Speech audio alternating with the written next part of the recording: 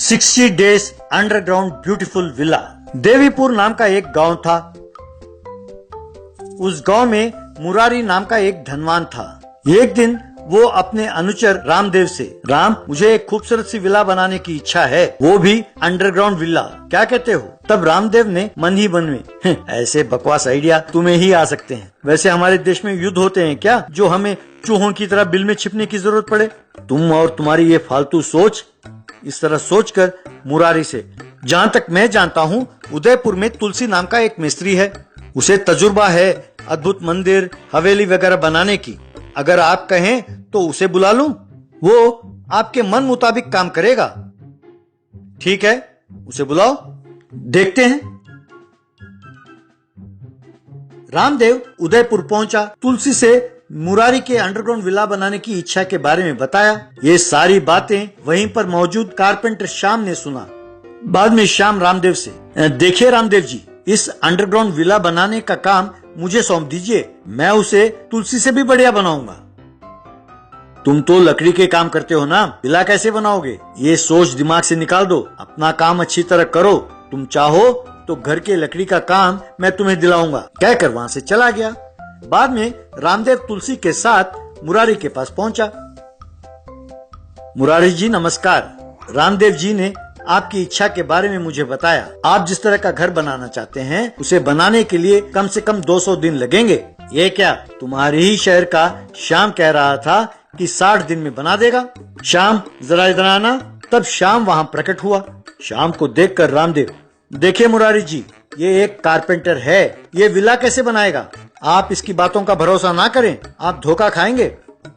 तो क्या तुम्हारी बातों का यकीन करूं? देव, मुझे लगता है कि तुलसी तुम्हें कमीशन दे रहा होगा, इसीलिए तुम इसकी सिफारिश कर रहे हो। श्याम कहता है कि कम खर्च में कम समय में घर बनाकर देगा। तुमसे ये बर्दाश्त नहीं होता है ना? ये बातें सुनकर रामदेव गुस्से में, यूं फालतू बकवास बंद करो नालायक, मैं तुम्हें कमीशन लेने वाला दिखता हूँ? तुमने कहा कि मेरी इच्छा है मेरी मदद करो तो मैं तुलसी को लेकर आया हूँ, वरना मैं इसे यहाँ क्यों लाता? चलो तुमने बात यहाँ तक बढ़ा दिया तो एक शर्त लगाते हैं, मैं तुलसी से घर बनवाता हूँ, तुम शाम से बनवाओ। घर बनने के बाद उसकी मजबूती का जांच करेंगे। तुम जीत गए तो जिंदगी भर मैं तुम्हारी सेवा करूंगा, और यदि तुम हार गए तो मेरी सेवा करोगे। बोलो। ये बात सुनकर मुरारी थोड़ी देर सोचने लगा और फिर, ठीक है देव, मुझे शर्त मंजूर है। इस शर्त का अंजाम जो भी होगा वो शाम का ही होगा, मुझे शाम पर भरोसा है। फिर शाम से, तुमने इनकी बातें सुनी, हम दोनों का मान सम्मान तुम्हारे हाथ में है, तुम अपना हुनर दिखाओ। इस रामदेव को जिंदगी भर हमारी सेवा करनी होगी, ठीक है? मुरारी जी, आपने मुझ पर भरोसा किया, ये मेरा सौभाग्य है। मैं कल ही काम पर लग जाता हूँ, मैं आपके लिए एक गुलाम तैयार कर रहा हूँ, कहकर वहां से चला गया। एक जगह श्याम लकड़ी से और दूसरी जगह तुलसी ईंटों से अंडरग्राउंड विला बनाने लगे। 60 दिन बीत गए। श्याम ने एक सुंदर अंडरग्राउंड विला बनाया। मुरारी रामदेव से, क्यों रामदेव, देखा मेरा 60 डेज अंडरग्राउंड विला? मेरी गुलामी करने के लिए तैयार हो जाओ। फिर 200 दिन पूरे हुए। तुलसी ने भी अंडरग्राउंड हाउस बनाया। तब रामदेव 4 लोगों को लेकर मुरारी के पास आया। रामदेव मुरारी से, मुरारी, मजबूती की परीक्षा के लिए तैयार हो? मैं तो तैयार हूं। फिर दोनों हथौड़े लेकर मुरारी और रामदेव के घर के ओर गए। रामदेव मुरारी के घर पर हथौड़ा मारा। मुरारी के मार से रामदेव के घर को कोई असर नहीं हुआ। रामदेव ने उस 60 डेज अंडरग्राउंड बैम्बू हाउस के एक खंबे को जोर से मारा तो लकड़ी टूटकर गिर गया। ये देखकर मुरारी हैरान हुआ। तब मुरारी के पास रामदेव आकर, अब इन भद्र पुरुषों के सामने मुझे लिखकर दो कि जिंदगी भर तुम मेरी सेवा करोगे। तब मुरारी अपने मन में, अरे श्याम, तूने मुझे धोखा दिया, मैं बहुत कमीना हूँ, देख मैं तुम्हें कैसे फंसाता हूँ। रामदेव से, देखो रामदेव, मैंने नहीं कहा कि मैं तुम्हारी गुलामी करूंगा, मैंने कहा था कि श्याम पर भरोसा कर रहा हूँ और जो भी अंजाम होगा वो श्याम का ही होगा, इसीलिए आज से श्याम तुम्हारी गुलामी करेगा, ये मेरा वादा है। ये सुनकर श्याम, अरे मैं मर गया, मुरारी ने मुझे फंसा दिया, कहकर वहां से भागा। तब वे जो भद्र पुरुष आए थे उन्होंने उसे पकड़ा। शाम से जिंदगी भर रामदेव की गुलामी करने के लिए हस्ताक्षर कराया। मुरारी ने शाम के अंडरग्राउंड विला को खुशी से खरीदा। बहुत सुंदर विला बनाने पर मुरारी, रामदेव और गांव वालों ने तुलसी का सम्मान किया। Water car. बंडीपुर नाम के गांव में एक धनवान रहता था। उसका नाम था अजय मल्ल्या। उसका बेटा सुजय मल्ल्या अमेरिका में मैकेनिकल इंजीनियरिंग पढ़ रहा था। जब देखो तब वहाँ लैब में कोई ना कोई मोटर को वो टेस्ट करता रहता था। सुजय पढ़ाई पूरी करके अपने गांव लौटा। उसने देखा कि घर में बहुत सारे चूहे घूम रहे हैं। Dad, what's this nonsense? ये क्या है? चूहे यूं मन मर्जी से घूम रहे हैं। I don't like this. बेटा, गांव में और खेतों में और खासकर हम जैसे किसानों के घरों में चूहे घूमते रहते हैं। ये तो ऐसा ही है बेटा। ये हमारे बोरियों में से अनाज खाकर जीते हैं। ये तो मामूली बात है। इसकी तुम चिंता छोड़ो। पर सुजय ने खूब मेहनत करके एक इलेक्ट्रॉनिक चूहादान बनाया। बाद में उसे अपने पिताजी को दिखाते हुए, डैड, आज से हमें चूहे परेशान नहीं करेंगे। अपने गोदाम में मैंने कुल मिलाकर 100 चूहेदान रखा है। एक चूहादान बनाने के लिए 50,000 रुपए खर्च हुआ है। हर दिन कम से कम 100 चूहे इन चूहेदानों में फंसेंगे। कैसा है मेरा आविष्कार?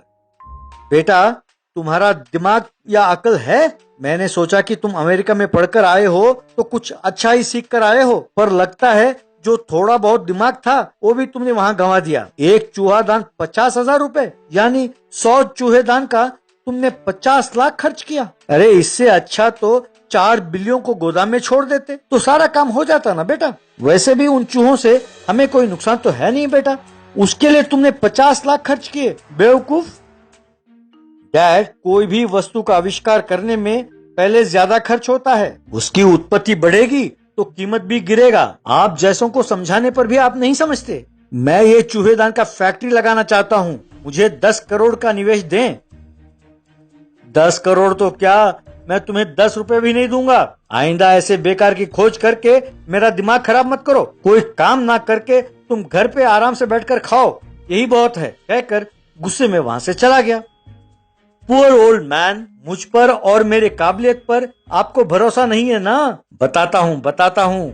आपको ही नहीं, इस दुनिया को दिखाऊंगा कि मेरी काबिलियत क्या है। एक दिन अजय मल्ल्या अपने परिवार के साथ कार में रवाना हुआ। वो कार यूं थोड़ी दूर चलते चलते एक नदी के पास रुकी। वहां पर नाव में वो लोग नदी पार करने लगे। नाव में जाते हुए अजय, बेटा सुजय, अपने कारोबार में जब भी मुझे टेंशन हो जाता है तो मैं यूं ही सैर के लिए निकल जाता हूँ, तब मेरे मन को चैन मिलता है। ये बात सुनकर सुजय सोच में पड़ गया।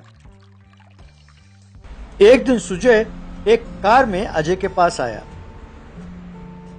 डैड, ये कार मैंने बहुत मेहनत से बनाया है। इसकी खासियत क्या है मैं आप सबको दिखाना चाहता हूँ। चलिए मेरे साथ। यूं सारा परिवार उस कार में निकल पड़े।